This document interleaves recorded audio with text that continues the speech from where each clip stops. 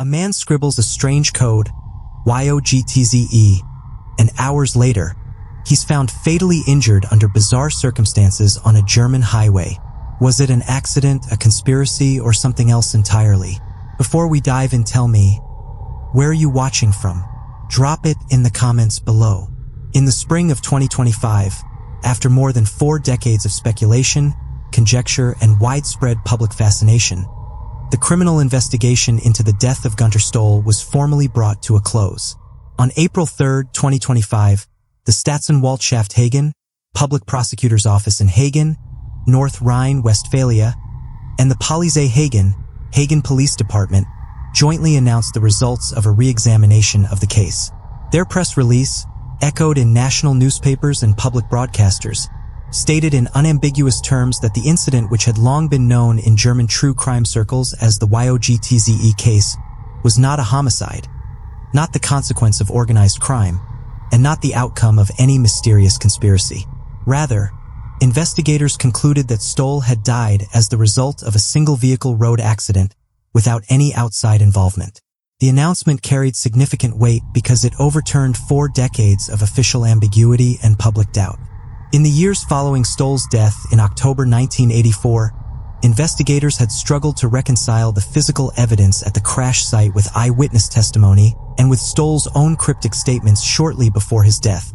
The case had been presented nationally in 1985 on the ZDF program Akten XY, ungelöst, where it was described as a baffling and unresolved mystery. For decades afterward, the case was catalogued among Germany's ungeklärte Fälle, unresolved cases, and regularly resurfaced in retrospectives by newspapers, television programs, and later internet forums devoted to unsolved crimes. The 2025 closure was therefore not a routine bureaucratic act, but the culmination of renewed investigative work. According to official accounts, the Hagen police had undertaken a fresh review of the case materials, drawing on forensic re-evaluations and expert reports. Advances in crash analysis and forensic medicine allowed investigators to re-examine the medical records and vehicle damage patterns with greater precision than had been possible in the mid-1980s. These new assessments, referred to in the German-language press as Gutachten, expert opinions, or reports, supported the finding that Stoll's injuries were consistent with those sustained in a collision caused by his own vehicle leaving the roadway. In other words, what had once appeared and been publicly presented as possibly the result of an assault and subsequent staged accident was, on current evidence, simply the consequence of a solo crash. The official explanation was careful to address the central questions that had fueled speculation for so many years. First, investigators emphasized that no trace evidence had ever reliably pointed to third-party involvement. Despite decades of retellings, there had been no confirmed DNA, fingerprint, or other physical sign in the car or at the scene that would suggest another person was present in the VW Golf when it crashed. Second, they noted that the alleged note containing the characters YOGTZE, long treated as the key to the case in media and amateur reconstructions, was never secured by police at the time. Its exact contents, and indeed its existence as anything more than hearsay, were therefore considered unverifiable. The 2025 announcement explicitly stated that the supposed note was irrelevant to the cause of death and had no bearing on the determination of accident versus homicide. The press response in early April 2025 captured the tension between public fascination with the case and the prosaic official conclusion. Newspapers such as Der Spiegel, Süddeutsche Zeitung, and Die Zeit reported on the closure, often highlighting the contrast between the case's long-standing reputation as one of Germany's most enigmatic mysteries and the definitive but anticlimactic explanation offered by police and prosecutors. Broadcasters including WDR and ARD likewise framed the news as the resolution of a case that had captivated the public imagination for 40 years. Some commentators noted that while the decision closed the official file, it was unlikely to erase public interest, since many of the case's details had already entered the realm of popular mystery lore. From a legal perspective, the closure carried particular significance. In Germany, as in many jurisdictions, an unresolved case remains formally open until such time as investigators either secure sufficient evidence to identify and prosecute suspects or determine with certainty that no crime occurred. By reclassifying Stoll's death as an accident and declaring the investigation complete, the Staatsanwaltschaft Hagen officially removed the case from the roster of active homicide inquiries. This administrative act not only signaled the end of investigative resources being allocated to the case, but also represented a formal recognition that, under the principle of in dubio pro reo, when in doubt, for the accused, no suspicion of foul play could be sustained without credible evidence. The 2025 announcement therefore marked a turning point in the historical record of the YOGTZE case. For nearly 41 years, the circumstances of Stoll's final night had been presented as a puzzle. A cryptic note, unusual behavior, sightings of a mysterious figure near the crash site, and inconsistencies in his injuries. In a single press release, investigators reframed the entire narrative as a tragic but ultimately mundane event, a fatal road accident, rather than an unsolved crime. While this conclusion addressed the investigative question of legal responsibility, it did not erase the case's cultural significance. The YOGTZE case had, by 2025, become embedded in German true crime history and was frequently cited in academic discussions of media fascination with unresolved mysteries. But in the strict terms of criminal law and police procedure, the final word had been spoken. The file was closed, and the official record now read unfall. Accident.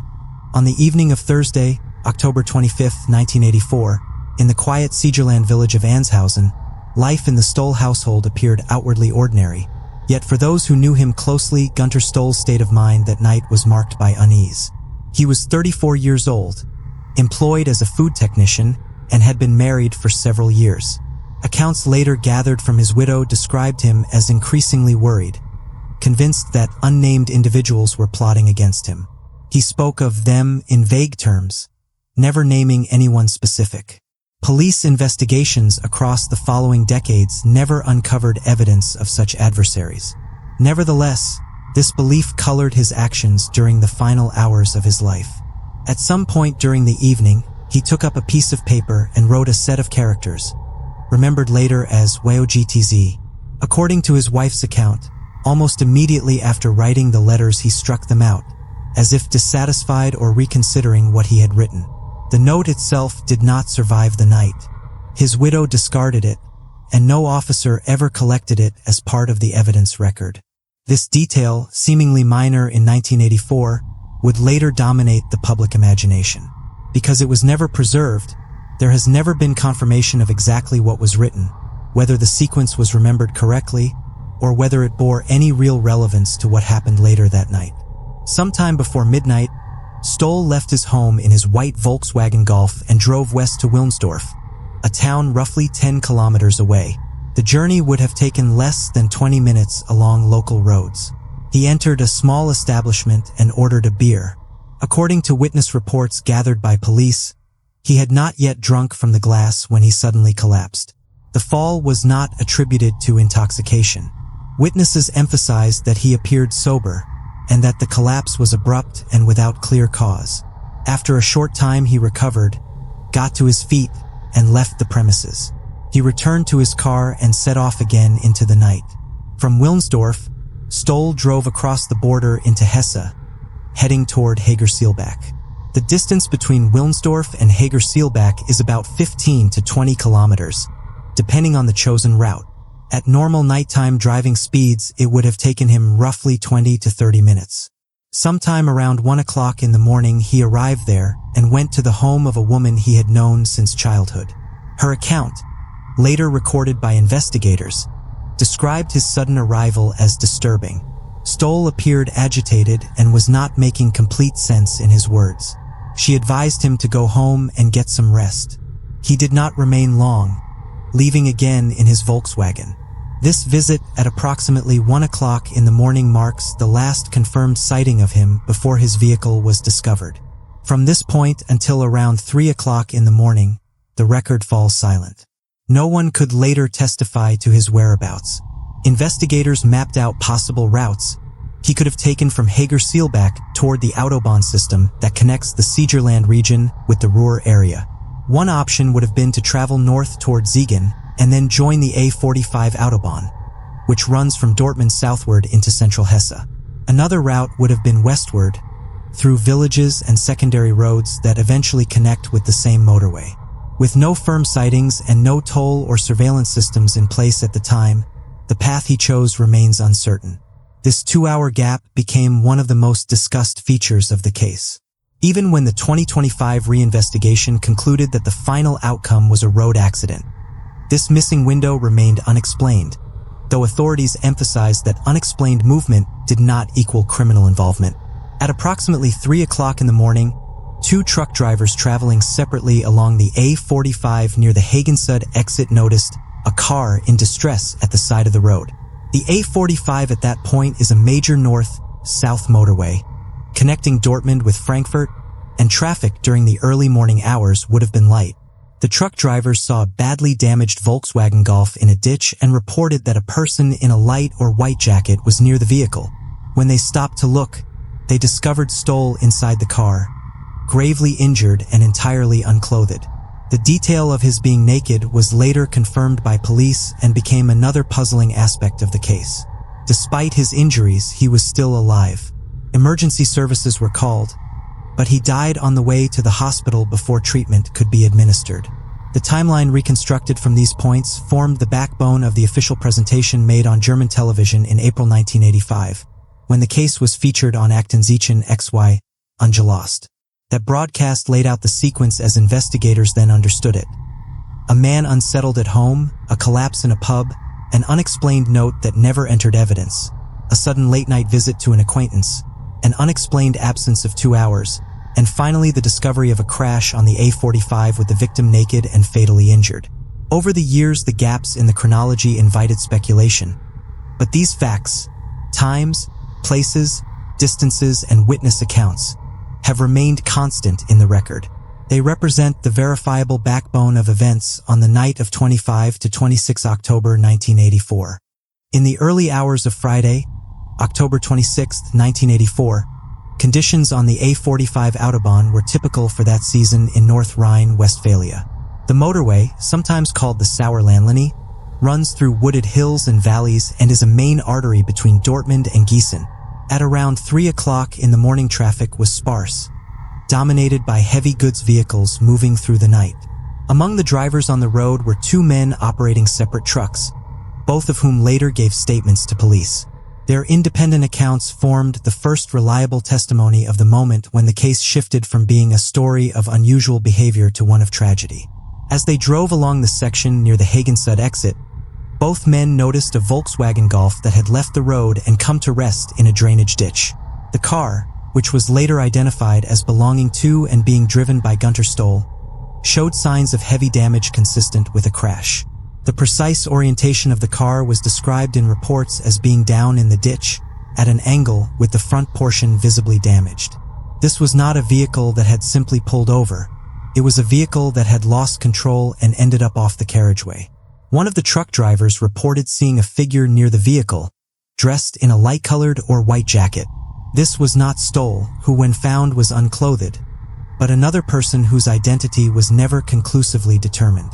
The sighting of this figure was a consistent element in the trucker's statements and was reported in the April 1985 broadcast of Aktenzichen XY, unsolved. Police followed up on this testimony but never identified the person. The absence of further evidence, no traces, no corroborating witnesses, meant that the sighting remained unexplained, though it continued to be cited in media coverage in later decades. When the truck drivers approached the vehicle, they found Stoll inside. He was gravely injured, naked, and either in the driver's seat or close enough to be reached from it. His state of undress was noted immediately by those who discovered him and later confirmed by responding police and medical personnel. It was one of the most puzzling aspects of the case, because there was no clear explanation for why his clothing had been removed. At the time, investigators hypothesized that others might have been involved, perhaps stripping him for reasons unknown, but later analysis in 2025 concluded that the lack of clothing did not in itself prove outside involvement. Stoll was still alive at this point. Reports confirmed that he was conscious enough to speak a few words, though no detailed transcript of what he said was ever recorded beyond general references. The detail that he mentioned for men was later conveyed in the televised reenactment, reflecting what police reported at the time. He was severely injured, and the truck drivers called for emergency assistance immediately. When medical responders arrived, Stoll was taken from the vehicle and transported toward the nearest hospital. The precise facility has not been specified in the surviving public record, but given the location on the A45 near Hagen, it would have been one of the hospitals in the Hagen area. Stoll did not survive the journey. He was pronounced dead before treatment could be completed. For the police, the discovery of the scene presented several challenges. The car had clearly crashed, but the injuries sustained by Stoll did not appear, at first, to match the typical pattern expected from a simple crash victim. That mismatch fueled the early theories presented publicly in 1985, the idea that he might have been injured elsewhere and the crash staged. The lack of clothing, the reported figure in the white jacket, and Stoll's own words about men all combined to make the case appear suspicious. This perception was reinforced by the fact that Stoll had been behaving erratically in the hours before, writing the cryptic YOGTZE note, collapsing at a pub, and disturbing an old acquaintance in Hager-Seelbach in the middle of the night. The discovery scene was meticulously documented. Photographs were taken, the vehicle damage catalogued, and soil impressions examined. In later years, these records became crucial for the 2025 reassessment, which reanalyzed the physical evidence in light of advances in forensic crash analysis. Whereas in 1984 the scene seemed inconsistent, by 2025 experts concluded that the injuries could indeed be explained by the dynamics of a single vehicle crash. This interpretation meant that the discovery, which had for 40 years been framed as the potential aftermath of an assault or abduction, could finally be reconciled with a more mundane explanation. The human element of the discovery, however, remained haunting. Two truck drivers had stumbled upon a scene that would stay with them. A young man, alive but barely, naked in a wrecked car in the dark hours before dawn, speaking of unnamed others, and then dying before help could save him. Their testimony was honest and consistent, and while it added to the sense of mystery, it also provided the anchors without which investigators would have had even less to build upon.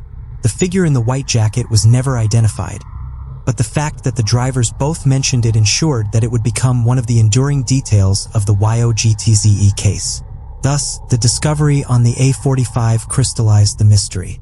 It transformed what might have been remembered as just another late-night accident into a case that captured public imagination.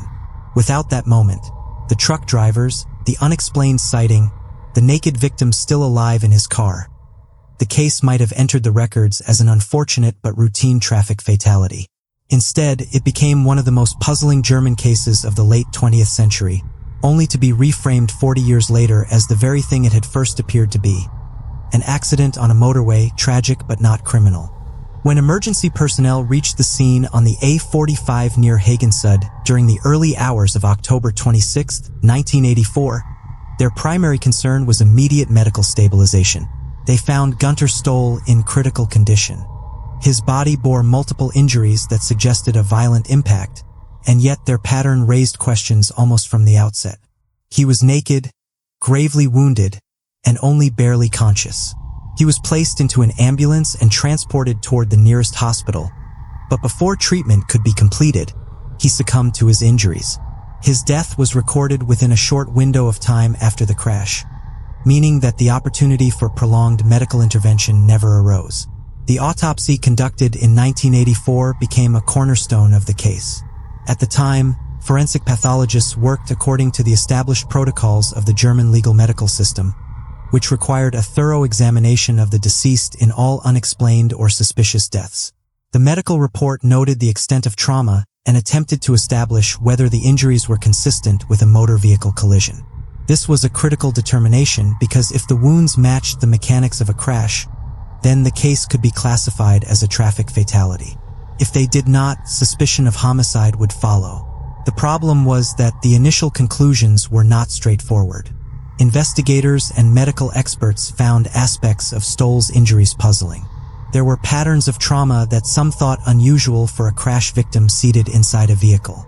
One hypothesis that emerged, and that was later presented on national television in 1985, was that Stoll had sustained his injuries in a different location, possibly by being struck by another vehicle, and had then been transported in his own Volkswagen Golf to the ditch on the A45, where the crash scene was staged.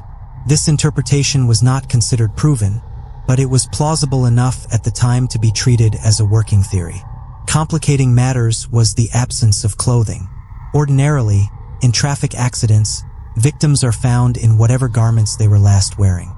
The fact that Stoll was discovered entirely naked made it difficult for investigators in 1984 to square the injuries with a simple crash narrative. Removing clothes after a crash is not a normal event. This anomaly led to speculation that others had been present, perhaps removing clothing to obscure forensic evidence. Police could not find the missing garments at the scene, and they were never recovered. The absence of this evidence meant that the medical examination could not be cross-checked against damage to fabric or traces on clothing, both of which are often useful in reconstructing collisions. During the 1980s, forensic medicine lacked some of the technological tools available today.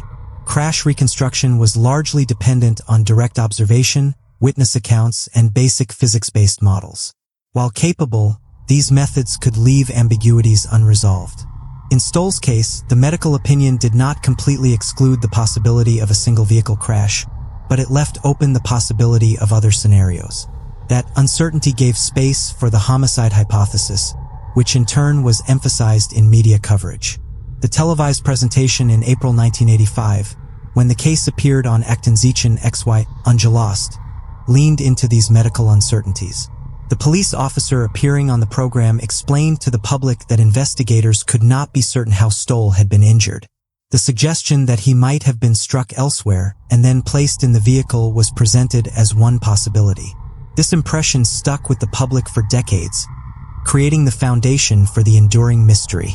For many years, the medical findings were invoked as proof that the case was not a routine crash. Over the following decades, the file remained formally open. Whenever journalists revisited the case, they repeated the same medical puzzle. Injuries inconsistent with a simple crash, unexplained nudity, and the possibility of prior trauma. Amateur sleuths often built elaborate theories around this, suggesting foul play by unknown parties. By the early 2020s, advances in forensic science offered new tools for reevaluating older cases. In particular, improvements in crash reconstruction techniques, computational modeling, and biomechanical analysis allowed experts to reassess the relationship between impact dynamics and injury patterns. In 2025, when the Hagen Police and the Staatsanwaltschaft Hagen reopened the file for a comprehensive review, they commissioned new expert reports, referred to in German as Gutachten. These reports took into account the original autopsy findings, the documented damage to the Volkswagen Golf, and the photographic evidence of the crash scene. The reassessment concluded that Stoll's injuries were, in fact, consistent with those sustained in a single vehicle accident. Although initially considered atypical in 1984, modern analysis showed that the specific patterns of trauma could result from the particular way the car had left the roadway and come to rest in the ditch. In other words, what had seemed implausible 40 years earlier could be explained with current knowledge of how bodies interact with vehicle interiors during crashes. The question of his nudity was also addressed in the 2025 review. Investigators acknowledged that it remained unusual but clarified that the absence of clothing, while striking, was not proof of third-party involvement. No forensic traces indicated that others had been in the car, and no clothing was ever linked to an outside party. The explanation for why Stoll was found naked could not be definitively provided, but crucially, the modern assessment concluded that the lack of garments did not invalidate the accident scenario. This conclusion was enough for the authorities to close the case. Thus, the medical findings that once served as the strongest argument for foul play were reinterpreted in light of modern knowledge. Where the 1984 to 85 reports left investigators uneasy and open to the possibility of homicide, the 2025 review satisfied the standards of proof required to classify the case as a traffic accident. The shift demonstrated the importance of forensic science as a developing discipline.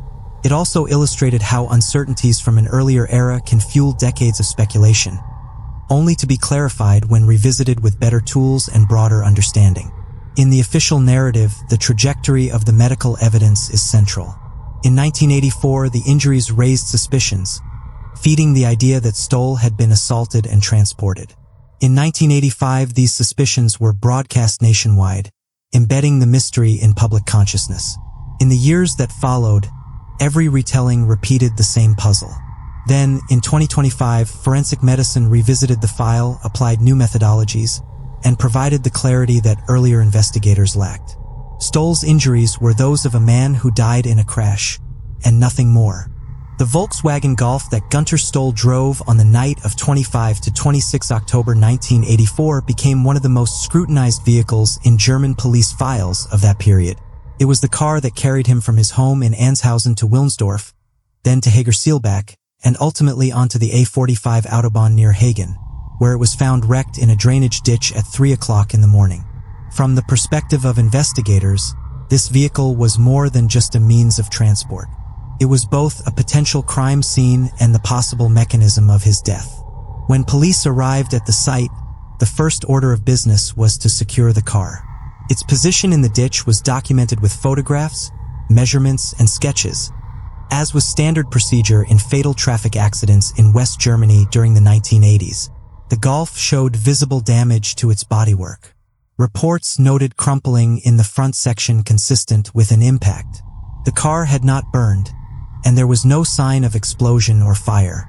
Its windows were intact in some places and broken in others, again consistent with a crash scenario. Soil displacement around the vehicle confirmed that it had left the carriageway at speed and slid or rolled into the ditch, though the precise reconstruction of its path would only be attempted later by accident experts.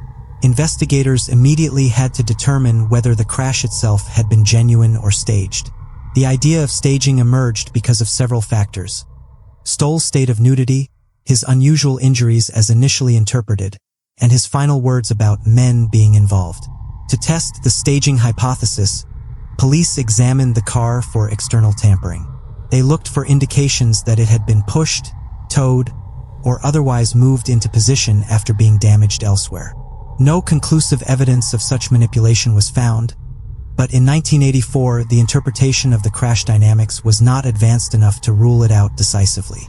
Inside the car, the interior bore marks of impact. There were traces consistent with a body being thrown against the surfaces during a collision. Glass fragments were scattered, and the seating was displaced in a way that reflected forceful movement. Stoll himself was found unclothed within or adjacent to the driver's side. The absence of clothing in the interior was one of the most striking anomalies for the officers. Normally, in traffic accidents, remnants of clothing fibers are found embedded in broken glass, twisted metal, or bloodstains. In this case, the lack of such fibers meant investigators could not align the injuries on his body with tears or marks on fabric. That gap weakened their ability to reconstruct the crash with certainty, leaving space for suspicion of third-party involvement. Another crucial aspect was the absence of other vehicles at the scene. Had Stoll been struck by another car or lorry, there would likely have been paint traces, debris, or tire marks on the road. Police scoured the immediate area but did not find evidence of a collision with another vehicle. Witnesses beyond the truck drivers who discovered the wreck did not come forward to report having seen an accident involving two vehicles. In fact, the two truckers specifically reported seeing only Stoll's Golf and a single unidentified figure in a light jacket near it. The lack of secondary physical evidence meant that if others had been involved, they left no trace on the road surface or in the ditch. The location itself added to the difficulty of the investigation. The A45 in that stretch runs through a hilly, wooded area. At night in late October, it would have been dark with minimal artificial lighting. The ditch where the car came to rest was steep enough to conceal part of the vehicle from casual view, though the headlights and reflective surfaces would have caught the attention of drivers passing at close range, as they did for the truckers. The terrain made it challenging to determine whether tracks or impressions had been left by additional vehicles. Soft ground could preserve tire marks, but by the time police secured the scene, some of this potential evidence had been disturbed by rescuers and traffic. The vehicle was later towed and subjected to further forensic analysis. Specialists inspected the mechanical condition of the Golf to determine if brake failure, steering problems, or another defect might have contributed to the crash. No catastrophic mechanical fault was documented. Instead, the car appeared to have been operational, and its crash trajectory was consistent with a driver losing control, leaving the roadway and colliding with the ditch. The evidence did not confirm sabotage. In the 1980s, Germany already had a well-developed discipline of accident reconstruction, but its tools were rudimentary compared to later decades. Analysts relied on manual calculations, physical inspection of vehicles, and sometimes crash tests using similar models. Computer modeling was in its infancy and not available to regional police units. As a result, conclusions drawn in 1984 remained tentative. The police leaned toward suspicion because the injuries and nudity seemed incompatible with the physical evidence. This interpretive gap was highlighted when the case was presented on Aktensichen XY, unsolved. The television reconstruction portrayed the crash scene with a sense of enigma, emphasizing uncertainty about whether the vehicle had truly been the place where Stoll was fatally injured. Over the following years, the vehicle evidence remained frozen in the public narrative. Journalists described the Golf in shorthand terms as a wrecked car in a ditch, while enthusiasts of unsolved cases speculated endlessly about whether it had been staged. The idea that someone else might have driven or pushed the car became one of the most enduring threads of speculation. The reopening of the case in 2025 provided an opportunity to reassess the vehicle evidence with modern tools. Accident reconstruction experts employed updated biomechanical analysis, trajectory modeling, and digital simulations based on the documented photographs and reports from 1984. This process allowed them to simulate the Golf's movements as it left the A45 and entered the ditch. The simulations showed that the orientation and damage of the car were consistent with a single vehicle crash. The trajectory of impact matched the injuries noted in Stoll's autopsy, closing the interpretive gap that had existed in 1984. Crucially, the 2025 review found no physical evidence in the original records to suggest external tampering or staging. Every recorded trace pointed to the Golf leaving the motorway under its own momentum and crashing naturally. The absence of clothing, while still unexplained, did not undermine this conclusion. From a strictly forensic perspective, the car and the crash site contained no proof of other persons being physically involved in causing the collision. This shift in interpretation underscores the importance of forensic vehicle evidence in determining the truth of ambiguous deaths. In 1984, the Golf was a mystery in itself, a shell holding more questions than answers. In 2025, it became the anchor point of the case, the element that could finally reconcile the inconsistencies and support the conclusion that Stoll's death was a tragic accident. The car, once a symbol of suspicion, became the proof of closure. The YOGTZE case, unlike many unexplained deaths, did not unfold in complete isolation. It left behind a trail of witnesses, people who encountered Günter Stoll in the hours before his death, and others who came upon him in his final moments. Their testimonies formed the backbone of the investigation in 1984 and were later revisited repeatedly by journalists, criminologists, and eventually by the police review in 2025. Each witness provided a fragment of the timeline, and although the fragments never assembled into a seamless whole, they gave the case its enduring texture. A man in distress, seen by several different people, and ending up dead under circumstances that seemed inexplicable. The earliest testimonies came from the people closest to him that evening. At his home in Anshausen, his wife recalled his state of mind. She told police that he had spoken about enemies, about them coming after him. These vague statements had no referent and no supporting evidence, but they were central to his behavior that night. His wife also described him writing something on a piece of paper, the sequence of letters and characters later remembered as YOGTZE. He immediately crossed it out, because she discarded the paper before realizing its possible significance. Only her memory preserved this fragment. The testimony was faithfully repeated in police reports and in the 1985 television program, but investigators could do little with it. It was a clue that had no context, and once the paper was gone, no forensic analysis could be conducted. Her account, however, was never doubted. It placed Stoll in a disturbed mental state hours before the fatal crash. The next set of witnesses were the patrons and staff of the pub in Wilnsdorf, where Stoll appeared shortly before midnight. Accounts agreed that he entered, ordered a beer, and collapsed before he could drink it. His collapse was described not as a faint caused by alcohol. He had not touched the drink, but as a sudden and unexplained event. Witnesses recalled that he regained himself, stood up, and left as abruptly as he had arrived. Police interviewed these individuals soon after the event. Their testimony was consistent and uncontroversial. though it added another layer of mystery. It showed that Stoll was physically unstable or psychologically distressed, yet he was not drunk. No medical record followed from this collapse, because he refused treatment and left before anyone could intervene. Later reconstructions highlighted this scene as evidence of his fragile condition in the hours before his death. Around 1 o'clock in the morning, Stoll arrived in Hagerseelbach, a small village across the state border in Hesse. There he knocked at the home of a woman he had known since childhood. Her testimony, preserved in the police file and mentioned in the public narrative, was that he appeared agitated and frightened. She tried to calm him and advised him to return home and rest. He did not remain long. Her account was regarded as reliable, but it provided little actionable detail beyond confirming his state of mind. The visit was unusual in its timing, the middle of the night, and in his demeanor, which was anxious enough to leave an impression on her. She later cooperated fully with investigators, but she had no knowledge of where he went afterward. After that, the timeline went blank until 3 o'clock, when the two truck drivers discovered the wrecked Golf near Hagensud. Their testimonies became the most important in the case, because they placed independent witnesses at the crash scene while Stoll was still alive. Both drivers noticed the car in the ditch and pulled over to help. One of them reported seeing a figure in a light-colored or white jacket near the vehicle. This detail was consistent enough across their accounts that police treated it seriously. The identity of the figure, however, was never established. Neither trucker could describe the person in detail. No facial features, no height, no distinguishing marks. Only the impression of a light garment in the darkness. Inside the car, they found Stoll, naked and gravely injured. He was conscious enough to speak briefly.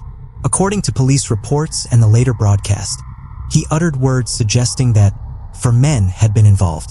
This statement, however fragmentary, contributed heavily to the suspicion that he had been attacked.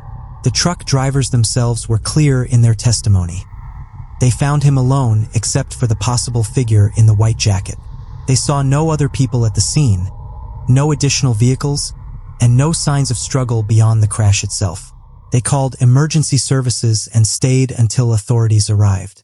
Their cooperation was crucial, and they remained consistent in their statements throughout the investigation. The police assessed all of these testimonies carefully. Each was consistent in itself, but when placed together they left gaps. Why had he collapsed in the pub? Why did he disturb an old acquaintance late at night? Who, if anyone, was the figure in the white jacket? What did he mean by "for men"? None of these questions could be answered definitively. Still, the witness statements provided investigators with the firm outline of a timeline. Erratic behavior at home, collapse in Wilnsdorf, anxious visit in Hagerseelbach, unexplained absence, and discovery in a crash with possible companions nearby. The weight of the testimonies carried through the decades. When the case was retold in newspapers or on television, the words of these ordinary people anchored the story. They were not prone to invention, and investigators never accused them of inaccuracy. The mystery did not arise from unreliable witnesses, but from the fact that even reliable witnesses only saw pieces of a larger puzzle. In 2025, when the case was reopened, the witness accounts were re-examined in light of the new forensic conclusions. The testimonies were not doubted, but their significance shifted. The collapse in the pub and the agitation in Hagerseelbach were reinterpreted as signs of mental or physical distress rather than indications of persecution. The truck driver's sighting of a figure in white remained unexplained but was no longer treated as proof of external involvement. Stoll's final words about "men" were acknowledged but could not be corroborated by physical evidence. The official conclusion was that, while these testimonies faithfully described what people saw and heard, they did not alter the central finding. Stoll's death resulted from a traffic accident. Thus, the witness testimonies, while vivid, became a record of human perception in moments of confusion and crisis. They told the story of how others encountered a man in the final hours of his life, a man already in turmoil, moving erratically across towns and roads before meeting his fate on the Autobahn. They did not provide proof of conspiracy or murder, but they preserved the human side of the case. The worried wife, the puzzled pub-goers, the startled childhood friend, and the truck drivers who did what they could for a stranger in distress. In the weeks that followed the discovery of Günter Stoll's wrecked car and his subsequent death, the Hagen police faced a challenge that grew more complex with every report they compiled. A 34-year-old food technician had died under circumstances that defied easy categorization. On the surface, there was a wrecked Volkswagen Golf at the side of the A45 Autobahn and a victim who had succumbed to injuries consistent with trauma. But beneath that surface, there were anomalies. The missing clothing, the strange testimony of his wife about a note marked YOGTZE, the unexplained collapse in a pub, and the words he spoke to truck drivers in his final moments. The police were obliged to treat the death as suspicious until it could be otherwise excluded. In West Germany of the 1980s, the investigative framework for unexplained deaths required close coordination between the local Kriminalpolizei and the Staatsanwaltschaft.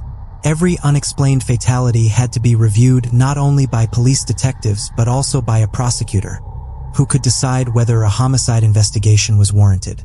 This procedural context meant that the case file, from its earliest pages, was structured not just as an accident report but as a potential murder file. Detectives began with the timeline, gathering statements from Stoll's wife, the pub patrons, the childhood acquaintance in Hagerseelbach, and the truck drivers. Each testimony was carefully documented. The wife's statement about the mysterious note was treated with caution. Since the paper itself had been destroyed, the recollection could not be corroborated physically. The pub collapse was accepted as fact but defied medical explanation. The woman in Hagerseelbach confirmed his agitation, and the truck driver's sighting of a figure in a white jacket near the car was given serious attention, since it suggested the presence of another person. Meanwhile, forensic analysis of the car and Stoll's body was underway. Pathologists raised doubts about whether his injuries matched a simple one-car accident. The nudity was flagged as highly unusual. These ambiguities led investigators to draft hypotheses that went beyond the straightforward crash explanation. One possibility recorded in the file was that Stoll had been struck by another vehicle at a different location and transported in his own Golf to the Autobahn, where the crash scene was staged. Another possibility was that he had been assaulted, stripped, and left to crash intentionally or unintentionally. These hypotheses were not established with evidence, but they were considered plausible enough to shape the course of the inquiry. The police did what was standard in such cases. They issued appeals for witnesses. Notices were circulated in regional newspapers, and calls were made for anyone who had been on the A45 that night to come forward. They also appealed for information about anyone who might have seen Stoll between 1 o'clock, when he left Hagerseelbach, and 3 o'clock, when his car was found. No additional witnesses surfaced. The absence of sightings during that critical 2-hour period left investigators frustrated. Because of the unusual nature of the case, the police made the decision to present it on national television. In West Germany, one of the most influential tools for investigators was the long-running series Aktenzeichen XY, unsolved, broadcast on ZDF. This program reconstructed unsolved crimes with actors and appealed directly to the public for tips. Many cases had been solved thanks to the wide reach of the broadcast. In April 1985, 6 months after Stoll's death, his case was featured. The televised reconstruction dramatized the known timeline. Stoll at home writing down the cryptic letters, his collapse in the pub, his late-night visit in Hagerseelbach, and the discovery of the wrecked Golf. An actor portrayed him, and the narrative emphasized the unexplained aspects. The note YOGTZE, his agitation, the mysterious figure in white, and his naked state in the car. The broadcast concluded with an appeal for anyone with information to contact the police. The response was significant in terms of public attention but modest in terms of investigative value. The case captured the imagination of viewers, who were struck by the bizarre detail of the letter sequence and the circumstances of his death.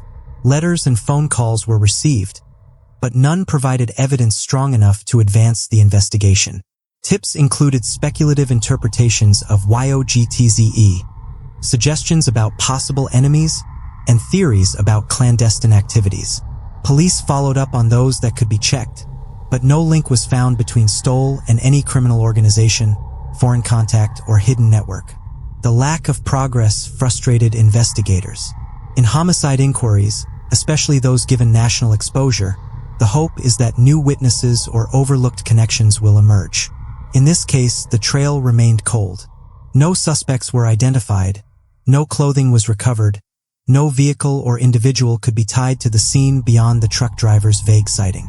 Internally, the file grew with each report and dead end. Police cataloged the forensic evidence, the interviews, and the media coverage, but by late 1985, the investigation had reached a standstill. The Staatsanwaltschaft could not prosecute without suspects, and the police could not pursue further leads without fresh evidence. The case remained officially open but inactive, a status that meant it would occasionally be revisited but not actively pursued. Despite this, the public perception had already been shaped. The Aktenzichen XY broadcast had presented the case as a mystery, and the unusual details ensured that it would not be forgotten. Over time, the case slipped from the active files of detectives but lingered in archives, periodically resurfacing in newspapers, magazines, and eventually on the internet as one of Germany's strangest unsolved cases. The early police investigation, though thorough within its means, had been limited by the forensic tools of its era and by the absence of tangible evidence beyond what witnesses had reported. When the case was reopened in 2025, the police acknowledged the diligence of their predecessors while also noting how much had changed in investigative methodology. The original officers had correctly documented the scene, interviewed all available witnesses, and pursued public appeals. They had also kept the case alive by elevating it to national attention. Their only limitation had been the knowledge of their time. For decades, this knowledge gap left the case unresolved, and it was only through later forensic reassessment that the police could close it. Thus, the investigation of the mid-1980s stands as a record of thorough but ultimately inconclusive police work. It shows how unusual cases can strain the boundaries of procedure, how media can amplify mysteries without solving them, and how the combination of anomalies, a cryptic note, a naked victim, unexplained words, can push investigators toward hypotheses that remain unconfirmed. The public remembered the mystery, while the police filed away the uncertainty. For 40 years, the investigation sat in archives, neither solved nor forgotten, until modern science allowed closure. In the years that followed the broadcast of the YOGTZE case on Aktenzichen XY, unsolved in April 1985, the investigation itself went dormant, but the story did not fade. Instead, it migrated into the realm of public memory and fascination, carried first by newspapers and magazines, then by retrospective television programs, and eventually by internet forums and international true crime communities. Unlike many cases that vanish once official attention subsides, this one remained alive because of its unusual features. The cryptic note, the unexplained nudity, the final words about men, and the unresolved question of what exactly had happened between 1 o'clock and 3 o'clock that night in October 1984. In the second half of the 1980s, German regional newspapers occasionally revisited the case. Articles would appear marking anniversaries, particularly when Aktenzichen XY reran older segments or when editors assembled features about unsolved crimes. These articles rarely added new evidence. Rather, they recapitulated the existing facts. The note remembered as YOGTZE, the pub collapse, the visit to Hager Seelbach, the discovery on the A45, and the suggestion that his injuries were not consistent with a simple car crash. The tone of these retellings was one of unresolved mystery. Reporters emphasized that no suspects had been identified and no explanation had been confirmed. Through the 1990s, the case continued to appear sporadically in print. By then, it had become a well-known puzzle in German true crime literature. Collections of unsolved cases often included a chapter or section about Stoll, presenting his story alongside other baffling disappearances or unexplained deaths. These retellings generally repeated the same timeline and details, derived from police reports and the 1985 broadcast. They also amplified the sense of enigma by highlighting the note, the string of letters YOGTZE, as if it were a code awaiting decryption. The fascination lay not only in the unexplained death, but in the possibility that a message had been left behind, however incomprehensible. As German media entered the digital age, the YOGTZE case migrated into new formats. By the early 2000s, online forums dedicated to mysteries and unsolved crimes began discussing it. Participants drew on the same published accounts but now shared them across borders, translating the story into English and other languages. For many international readers, this was their first exposure to a case from West Germany in the 1980s. The note, the collapse, the naked body, these details resonated in a global true crime culture that thrived on puzzles. The fact that the note itself had been discarded, surviving only in memory, added to its allure because it placed the mystery beyond definitive resolution. Mainstream German media also returned to the case periodically. Television channels that specialized in crime documentaries included the story in their programming. Some episodes recreated the events with actors, echoing the original Aktenzichen XY dramatization. Others interviewed surviving witnesses, though by then their accounts had long been consistent and unchanged. The emphasis remained on the unexplained elements. The identity of the figure in the white jacket, the meaning of Stoll's final words, and the question of why he was found unclothed. Newspaper features in the 2000s and 2010s often framed the case as one of the strangest unsolved mysteries in Germany. Journalists used it to illustrate the limitations of police work in the 1980s, contrasting it with modern forensic science. The enduring interest ensured that the name YOGTZE became synonymous in German crime lore with a puzzle that resisted explanation. The international spread of the case intensified in the 2010s, when English-language websites began to profile it. The cryptic nature of the note appealed to readers who were fascinated by codes and ciphers.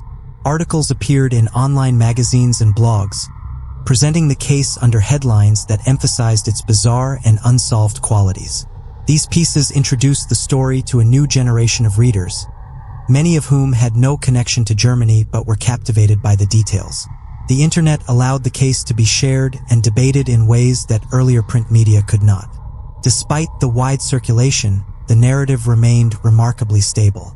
No new evidence had emerged since 1984, and so every retelling drew from the same core. The wife's memory of the note, the pub collapse, the visit in Hager-Seelbach, the truck driver's discovery, and the ambiguities of the forensic findings. What changed was not the facts but the frame. In German newspapers of the 1980s, it was a tragic local case.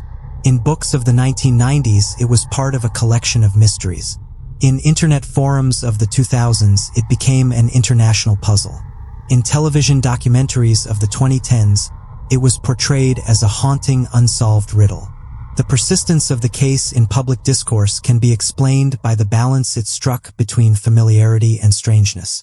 It was rooted in ordinary places, small towns in Siegerland, a pub in Wilnsdorf, a village in Hesse, a motorway near Hagen. Yet it contained extraordinary anomalies. A man convinced they were after him, a note with indecipherable letters, unexplained nudity, and ambiguous forensic results.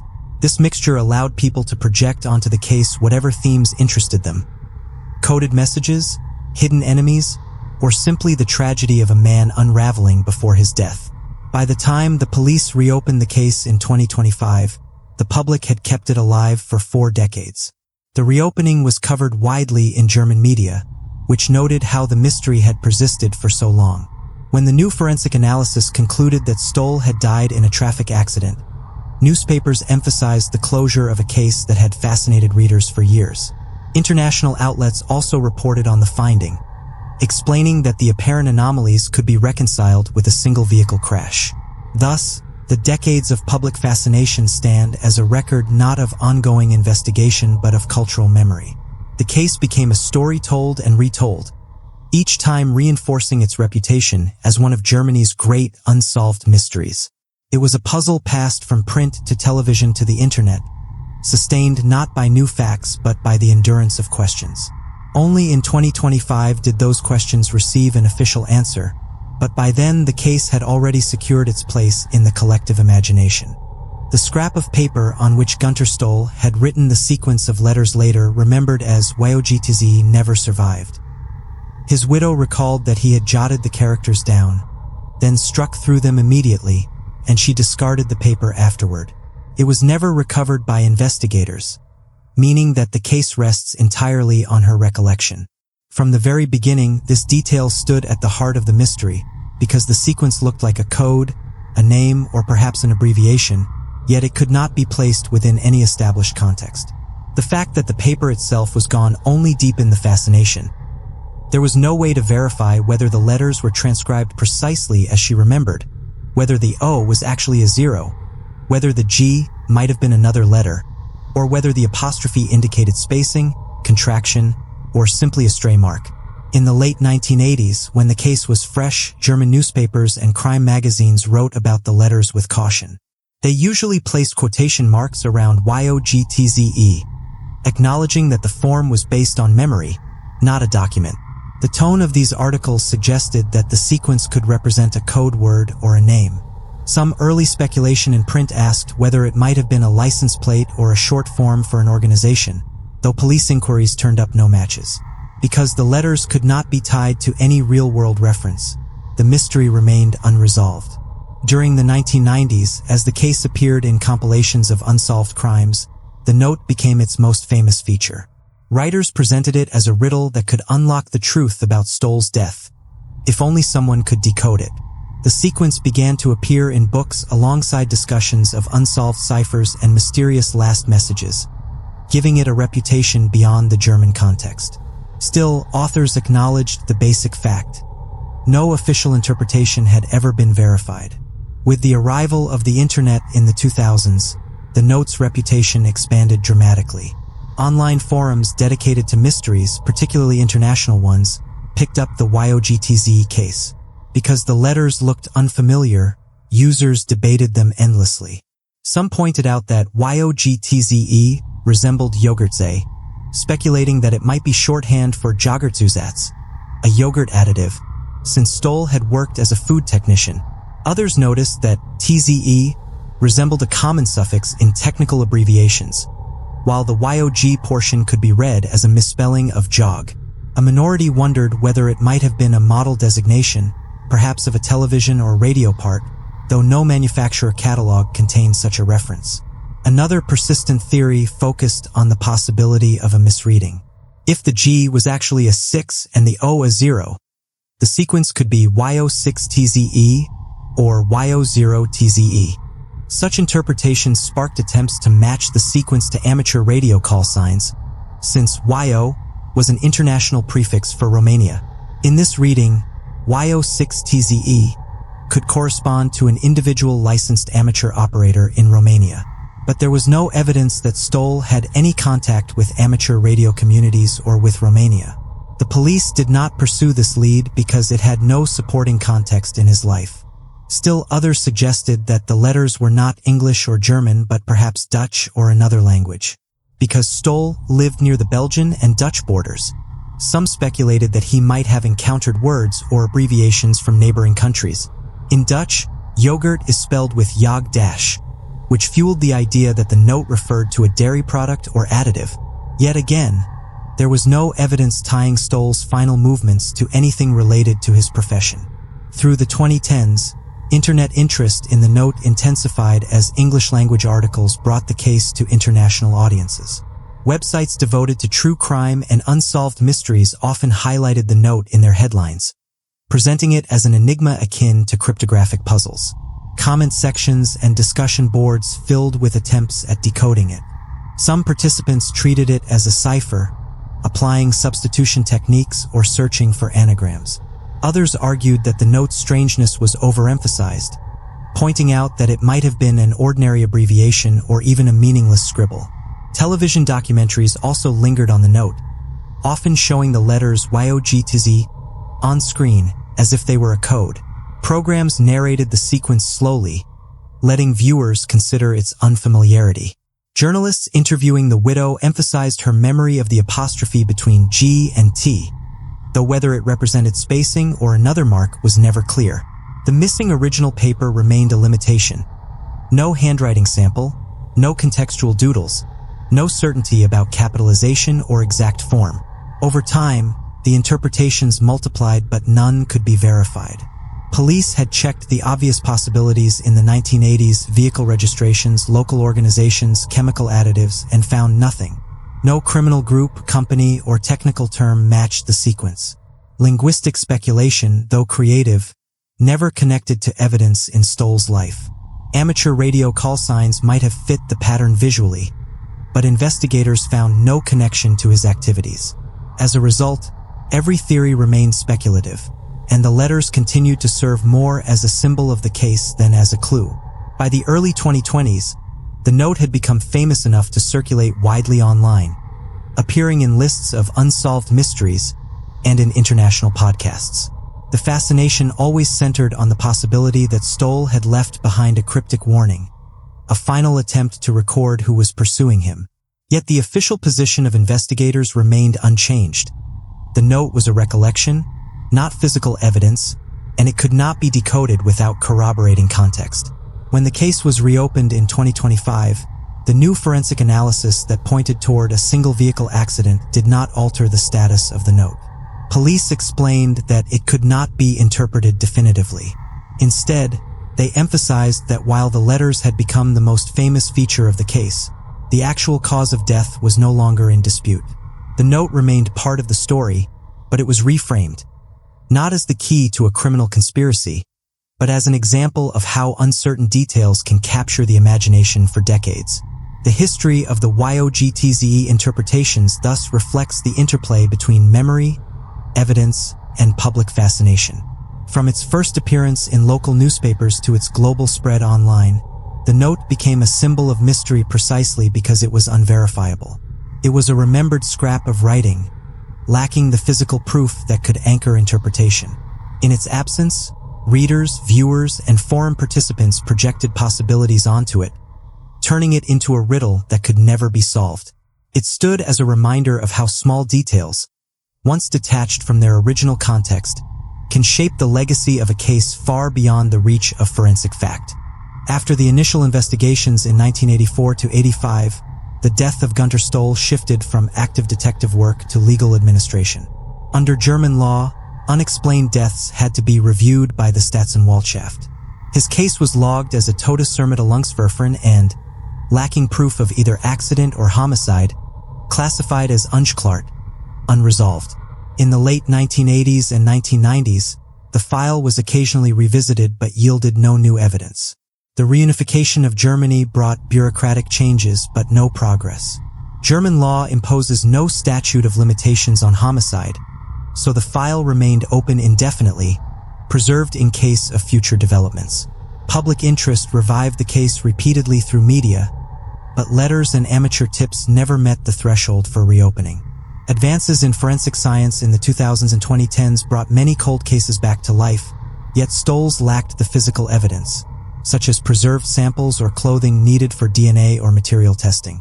By the 2020s, renewed media attention around the 40th anniversary prompted prosecutors in Hagen to order a reevaluation. Using digitized crash photos and modern biomechanical modeling, experts concluded his injuries fit a single-vehicle accident. In early 2025, the case was officially closed as accidental. Thus, for 40 years the file lived in a limbo created by German legal procedure, unresolved, preserved, and periodically reviewed. Its eventual closure showed how a case can survive in memory and law not through daily investigation but through the structure of justice itself. When Günter Stoll's body was recovered on October 26, 1984, investigators followed the forensic standards of the time. His injuries were documented, the car was photographed, and an autopsy was performed. Yet the limits of 1980s science left key questions unresolved. The autopsy showed trauma consistent with impact, but doctors could not determine whether another car was involved or if it was a single vehicle crash. Biomechanical modeling did not exist, so injury interpretation was speculative. Toxicology tests found no alcohol or drugs, but the technology then could not detect subtler causes. Crucially, biological samples were not preserved, ruling out later DNA or advanced testing. Accident reconstruction also relied only on photographs, sketches, and officer judgment. Without computer simulations or 3D scans, the possibility of another vehicle could not be excluded. Stoll's nudity baffled investigators, as concepts like paradoxical undressing were not yet applied. Trace evidence was non-existent since his clothing was never found. Even the cryptic YOGTZE note was lost before analysis, leaving only recollections. Public appeals through newspapers and Aktensichen XY unsolved reached millions, but without modern databases or social media, witness searches ended quickly. The result was a case rich in anomalies but poor in answers. This ambiguity kept the YOGTZE case alive for decades. Only in 2025, with advanced modeling and retrospective forensic knowledge, could experts confirm it was consistent with a single vehicle accident. Until then, the blind spots of 1984 forensics preserved its reputation as one of Germany's most enduring mysteries. By October 2024, 40 years after Günter Stoll's death, the YOGTZE case was no longer an active investigation, yet it remained a subject of fascination in Germany. The file had sat unchanged in the Staatsanwaltschaft Hagen for decades, but renewed media interest led to a modern forensic review. This was not a new investigation but a reassessment of the 1984 evidence with today's methods. Old crash site photos were digitized and analyzed with computer models, revealing precise details about the damage. Autopsy notes were run through biomechanical simulations, which showed Stoll's injuries were consistent with a single vehicle crash, not an assault. His nudity, once seen as mysterious, was explained with modern knowledge of post-trauma disorientation. His reported words about "for men" were reinterpreted as unreliable, likely the result of confusion in his final moments. By early 2025, the forensic team concluded that Stoll's death was accidental. The anomalies, his collapse in the pub, the cryptic note, his undressing, did not point to homicide. The prosecutor's office accepted the findings and formally closed the case. Newspapers reported that one of Germany's most famous unsolved mysteries had finally been resolved. The public response was mixed. Some welcomed clarity, while others felt let down by the loss of mystery. Yet the official conclusion emphasized science over speculation. The case had endured because of the limits of 1980s forensics, not because of a hidden conspiracy. The YOGTZE case thus became less a mystery than a story about time, memory, and progress. It entered cultural history as an example of how unanswered questions can survive for decades until science provides an explanation. After 40 years, the file was closed, but the fascination remained, transformed from an open riddle into a lesson about the boundaries of knowledge.